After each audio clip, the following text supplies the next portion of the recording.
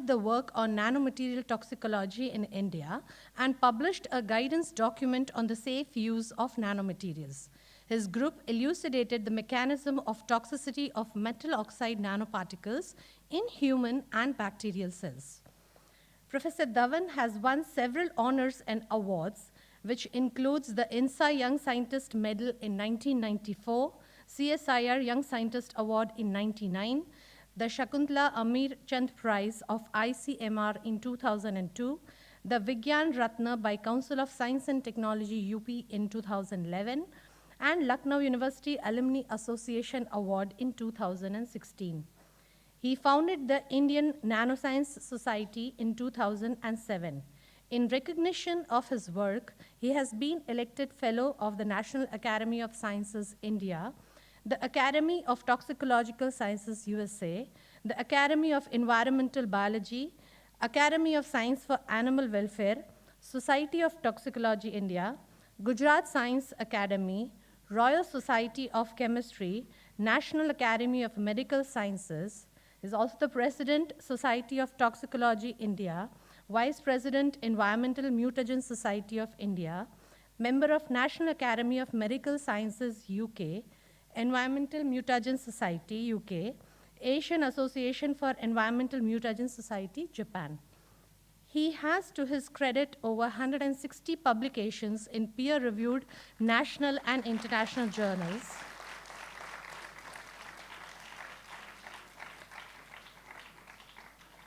There's more to come. There's more to come.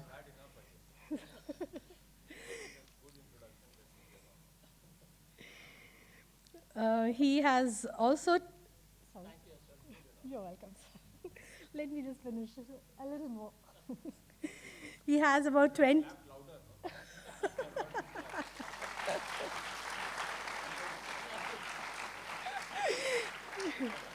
Please come, sir. I'm sorry. Thank you. As they say, Vanakkam. Good morning. Louder. Louder. Keep going. You have to shout. That's how it should be. Why did I ask you to shout? Because in science, you have to break the monotony. You should not follow a rhythm or pattern. That's how science begins. What is that? I don't need to. I'm doing my own experiment now. Okay? Science as a subject, science as a philosophy, science as a thought process should be ingrained in your DNA, it should be ingrained in you, and you should not be followers, you are the leaders. Okay? The next generation or the next discoveries are going to come from students like you.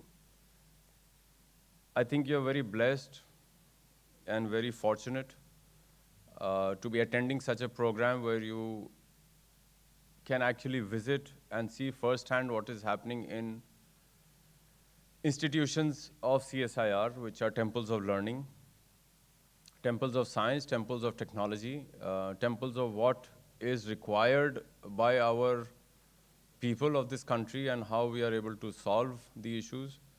I'm not sure if you have been taken through the history of CSIR, but I'll just share a few examples, at least for you, so that you carry something with you before I start my long lecture, 1 hour lecture. So you have to be careful. First thing, that the first tractor in this country is a CSIR technology. So we changed the way agriculture was done in this country. Then, of course, because these are election days and next year you'll be most of you will be becoming first-time voters next year, perhaps, or maybe 2 years from now. The ink that is used is CSIR technology. Wow. 1950. 1950 we came up with the ink, which is now used in several countries outside of India as well. And we earned some royalty out of it as well. If you go out, you see vitrified tiles that are in your house. tiles, CSIR technology. Okay. Perhaps you grew up and you would have, or if you have not eaten if you not drank powdered milk, you would have eaten it like that with chini. That powdered milk of Amul spray, CSIR technology.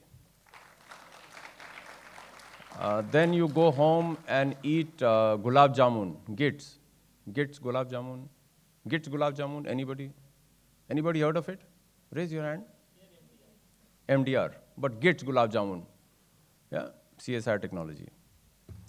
Roti making machine, CSIR technology. Okay. I think recently we flew an aircraft, right? We make aircrafts as well, light compact aircraft, 19-seater aircraft, CSIR technology. We make, I'm not talking about leather because of course you know everything about leather. I'm telling you everything else except leather. The bottles that you see, the standards have come from CSIR. Water bottles. The first distillery that was launched, it was tested in our institute before it was launched. Okay. In the strategic sector, we do a lot of work to help our armed forces. So all the water bottles that you see armed forces people using, they are all tested by us before they are given to them. So I think it's a fantastic organization. The road that you travel on, the technology is from CSIR. I mean, I can go on and on and on endlessly and seamlessly. So the first tractor was called Swaraj. That was CSIR. Then came Sonalika, which is again CSIR. And there's the third one, Kushalika, I think, if I remember the name correctly. So at least 3 tractors that have changed the way we look at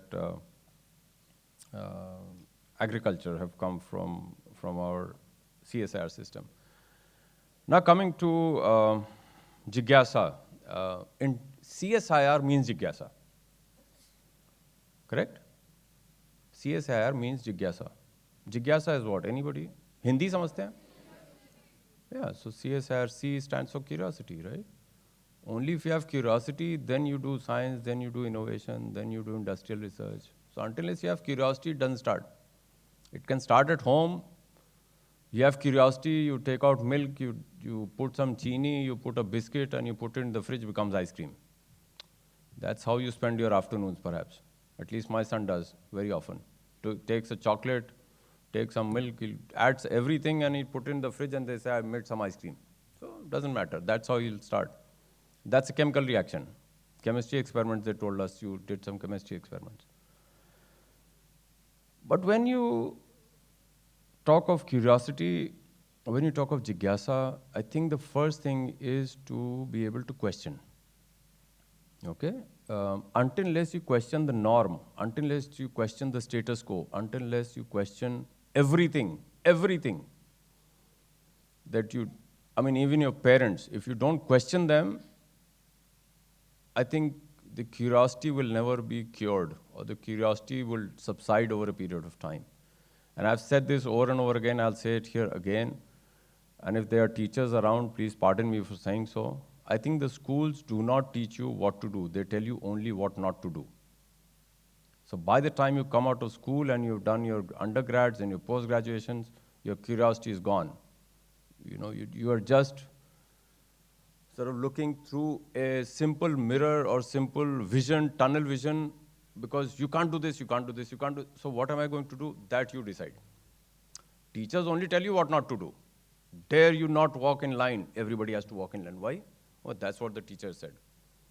So if you always keep following each other and you don't break the path, I think it's very difficult for you to become a great scientist or a great person who follows the heart or follows curiosity.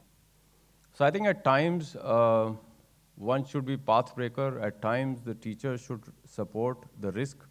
And I've been talking on this for a very long time now, that the country requires that we, as a nation, support risk in science. Okay? So if somebody has a crazy idea, somebody has anything to do with science or resolving any issues that he feels like resolving, it could be theoretical physics, doesn't matter. But we need to support him. If we keep saying, no, this is all crap, don't do it. nothing new will come up. We'll keep becoming, we'll always be a follower of other countries and never become leaders in the field, like we used to be earlier. So I think it's very important that the spirit of inquiry is kept alive right from childhood, where you're in your homes. Your parents should allow you to question everything. And let me also share, don't become rude and keep questioning just for the sake of it. Do question, for sure. In today's days and times, in our times, we didn't have the option of internet. So we couldn't validate. So we had to trust what my parents told me or trust what my teachers told me. I'm sounding a bit disruptive, but that's how the system works. Don't trust anyone till you validate it, okay, in science. Trust everyone otherwise. As human beings, trust everyone. But on a scientific statement, I would always say validate the statement using internet approaches, using other peer groups, using other teachers. And over a period of time, you'll build a trust, scientific trust, with your peers, with your teachers, with your scientists, that, okay, now I see that whatever he says is by and large correct. So then you can have a peer group which you can discuss with and evolve. So it's very important that you build that scientific trust, not only because somebody said it, but because now you understand it. So learning and understanding are two different things. And I think the core of Jigyasa is to make you understand, not make you learn. Like learning will give you marks. Understanding will take you everywhere in the world. Marks will not take you everywhere in the world. I can assure you that 100%. Okay? So I think until unless we nurture curiosity, I don't think we are going anywhere in this country at all. Right? So, and I can openly share, although people are recording, that we even take people who are second divisionals, but they have the aptitude and attitude to do work. And I'll share again, are teachers sitting here? Okay. Don't tell me who's the teacher. Because they're tuned to one way of thinking. And let me share that thinking. So suppose I ask you, what is this? Yes, that's how you've been taught. Everybody said the same thing. Somebody could have said a nail, and I can't mark him wrong. That's your perspective. We always follow the teacher's perspective, which is incorrect. So if I have my own perspective and I'm writing it down, teacher has to see the perspective of the student, whether he was right. So if this was the hand that was put as a photograph, somebody can say a hand, somebody can say a fist, somebody can say a finger, somebody can say a nail. Everything is correct. And that's how you nurture curiosity. That's how you nurture good science. That's how you nurture quest for knowledge. That's how you nurture different points of view in science. It's very, very important that we nurture different points of view in science. There cannot be my science only. There has to be a different point of view which we discuss, which we elaborate, which we sort of do a lot of manthan. The other thing I always say for kids, and I have followed it myself as well, we always say sky is the limit. And if you permit me, I'll use one small phrase in Hindi, and then I'll explain it in English as well. वो बोलते हैं प्रत्यक्षम किम प्रमाणम, right? What is visible you don't need evidence for. प्रत्यक्ष जो है उसके लिए प्रमाण नहीं चाहिए. जो परोक्ष है उसी में सब कुछ है. So science is what you cannot see. What you can see, there is no science in it at all. Right? So it is up to you. If you want to remain in your comfort zone and see that, well, I'm seeing a boy and I think that is what science is, I think then you will remain like that forever. So science keeps going on deeper and deeper. The moment you see something, that science is gone. And then we are taught sky is the limit. Correct? Sky is the limit, that's what we are taught. But then I always say I can see the sky, so why it should be my limit? Okay? If I can see something, that should not be my limit. The limit should be something that I cannot see because I'm talking of science. So what do I say? Sky. Because that is how I've been taught, but I changed the spelling. I said S-K-I instead of S-K-Y. S-K-I is science, knowledge, and innovation. That is my limit. Not S-K-Y that I can see. Okay? So I think As students, you should always try to push yourself to your limits. There is a phenomenal amount of energy, ideas, passion, aggression, fire that you have, and use all of that to focus on a direction. It should not be multi-directional. You should try to focus on one direction, and as soon as you focus in one direction, you will see magic suddenly. And I say it all the time that if you look at sunshine, there's so much of heat outside, right? But it is dissipated. So you can handle yourself. But as soon as you take a small lens and you focus it on a paper or a wood, you can burn it immediately. So what you're doing, you're just focusing all the rays of light and heat into one point, and you can burn it, okay? I think that is how your curiosity should be. Until unless you have tested your hypothesis, don't stop. Which brings me to my other point of perseverance and not letting go of a problem. So it is very easy to say, oh, I tried to solve one question, but didn't come up, so let's leave it. But if you leave it, then you have left your curiosity. And I'll share a very good example of that with you.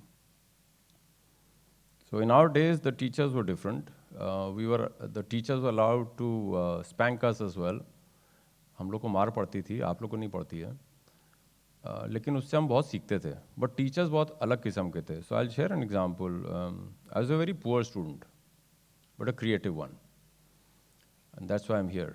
Okay, when I say poor student, I never passed in mathematics, and I shook hand with someone who was like theoretical mathematician. He was theoretical mathematician.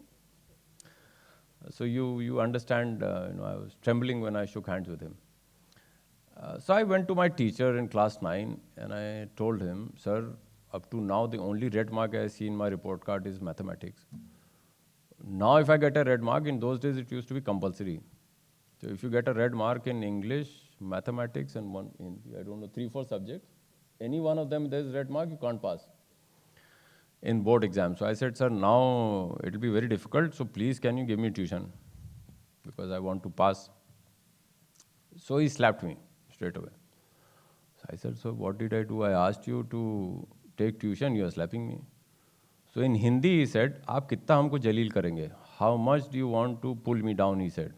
I said, so what did I say? I didn't say anything.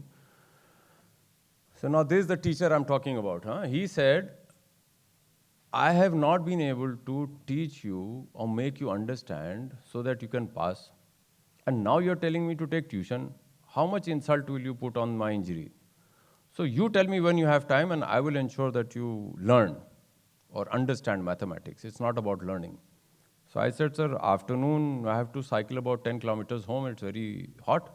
So morning I can come early. So I used to reach his home and he was on campus. So I used to reach home at about 6 o'clock to his home in the morning.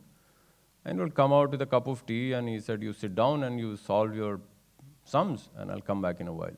So I was sitting there for an hour before school. And the answers generally are given at the back, so just try to tally the answers. They don't give you the method. And by and large, it will be wrong, as usual. So he used to come back, is it correct now? I said, no, sir. Okay, do it again. He didn't tell me anything, how to solve the problem. Then I said, sir, how do I solve it? He said, you have to understand it. So he said, do you know what? Between you and the person who gets 100 on 100, the only difference is he understands the question, you don't. Both of you know the equations, both of you know the formula, but you don't understand the question. So you cannot learn the question and solve it. You have to understand the question and solve it. So for 1 month, I was sitting in his house every day in the morning, Monday to Saturday, just reading the questions and trying to make sense of that question. And when I graduated, I had graduated with a very good percentage in mathematics when I left school. Hats off to these kind of people who made you understand the subject, not learn the subject. And that's why I say, if you learn the art of learning or understanding at this level, when you are in school and when you get time and opportunity to meet scientists like the people sitting here or on the dais, not me, make the most of this opportunity And whenever you get time, when there are open days in CLRI or other institutions of eminence of science in Chennai, IIT is one. Please go there and see how they are working. Try to understand the basic principles of how systems work, and only then you will be able to break that mold and create new knowledge and create new technologies and create new instrumentation and create new ideas. I think the more curious you are, that's the program. The more curious you are, the more this nation will grow, and we'll be able to showcase ourselves to the world how we were 2,000, 3,000 years ago, and we'll bring back that stature. Because if you look at the Western countries, the so-called top countries in the world, they are there on the top because they've supported risk in science, and it's only science that makes a country known in the world, right? So Germany, Japan, France, England, Korea, US, they're all known for their science. We rarely know anything about their arts or culture, but everybody knows their science and technology. So I think it's a good idea that the Jigyasa program has been initiated by CSIR. And we try to get the most curious minds to come to this program. And we try to ensure that when they leave, the curiosity is even more than when they came in. And we try to make them more inquisitive, more creative, more innovative, more critical about what they are seeing and thinking, more knowledgeable. We also try to ensure that they become lifelong learners, and they do not ever feel that we have attained enough knowledge. And I always say that I was dumb yesterday. So every day for me, even now, is a learning experience. As I'm speaking to you, it comes from my head. I don't know what I'm speaking. But that is my learning. So morning, I visited some places in CLRI. That was learning for me. So every day is a new learning. I acquire new knowledge. I can use that knowledge sometime later.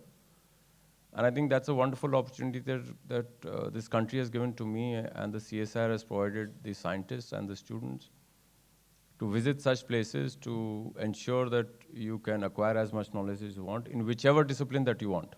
It's not restricted to leather. From CSIR, within CSIR, you name it and we do it. So the Indian standards are made by CSIR. I also get exposed to the kind of instrumentation, the kind of science that happens. It might be a good idea to spend some part of your summer vacation in CSIR institutes. I think they will welcome you. If not, you are welcome to come to Lucknow. But I think CSIR in general is a very open organization. There are several days in CSIR that are open days. Anybody can come and visit them. I think I've taken enough time, and I'm very thankful that the kids didn't clap on me, so that's good. That means they were enjoying what I was saying. I must profusely thank from the bottom of my heart my dear friend Subbu, Dr. Subramaniam, who gave me this opportunity to come and talk to you and speak my heart out to you. Also thankful to Dr. Murli Dharan, who is not only second in command, but also a leather technologist. And of course, I should thank the director of CLRI, a good friend again, Chandru, who has given me this opportunity to come here and speak to you. Before I leave this podium, I would like to welcome all of you. Anyone who proposes to come to Lucknow, like the program which Dr. Murli Dharan mentioned that we've initiated is called EPIC, Empowering Pupil Innovation and Creativity. We allow, if the project is selected, we allow the students to remain on campus for 2 months. They can do the research program with scientists for 8 weeks, between 6 to 8 weeks. I think we'll be announcing soon. I'm not sure if it is for Lucknow or for Pan-India, because the person who conducts it is empowered enough. He doesn't have to take permission from me. So he'll be advertising soon, that I'm aware. So anyway, anytime you come to Lucknow, you're most welcome to visit our institution. And I wish all of you the very best, and I'm sure one of you in the next 20 years will be standing here and delivering the same speech that I gave now to the students of next generation. Thank you very much indeed. All the